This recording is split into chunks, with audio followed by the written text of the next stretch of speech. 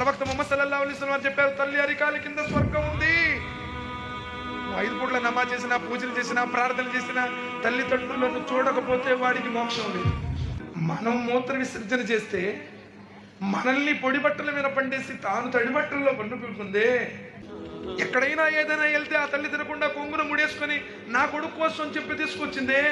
గోరు ముద్దలు తినిపించిన అమ్మని ఎప్పుడైనా అమ్మా అన్నం తిన్నావా అని అడుగుతున్నావాడిని.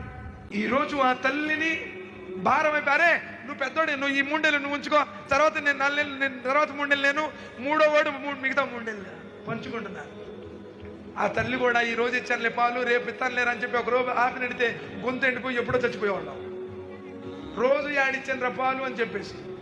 అవునా కదండి? ఈరోజు పడుసు పెళ్ళం మోసులో పడి తల్లిదండ్రులు కొట్టి తిట్టే వాళ్ళని మనం చూస్తున్నాం. సోదరులారా, భార్య పోస్తే మరో భార్య వస్తుంది, కానీ తల్లి పోతే లోకంలో ఇక ఏ తల్లి నీకు కన్న తల్లి కాలేదు. ఒక వ్యక్తి ప్రవక్త ముహమ్మద్ సల్లల్లాహు అలైహి వసల్లం వారి దగ్గరకు వచ్చి అడుగుతున్నారు, ఓ ప్రవక్త, ఈ ప్రపంచంలో అందరికంటే నా మీద ఎవరికి హక్కు ఉంది?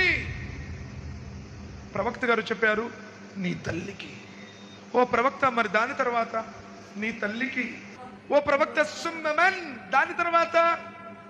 సుమ్మ ఉమ్ముక్, నీ తల్లికే. కాల సుమ్మమన్. ఓ ప్రవక్త, మరి దాని తర్వాత? కాల సుమ్మ అబుక్, నీ తండ్రి.